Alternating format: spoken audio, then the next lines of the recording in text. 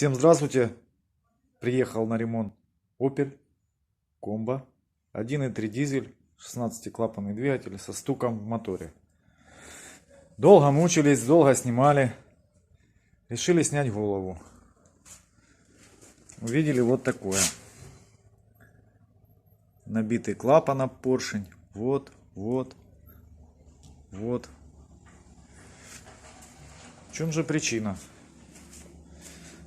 Вот отметки на поршнях. Потянутые шатуны.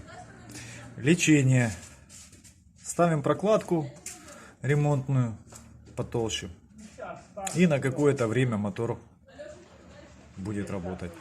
Если нет, замена шатунов, замена поршней.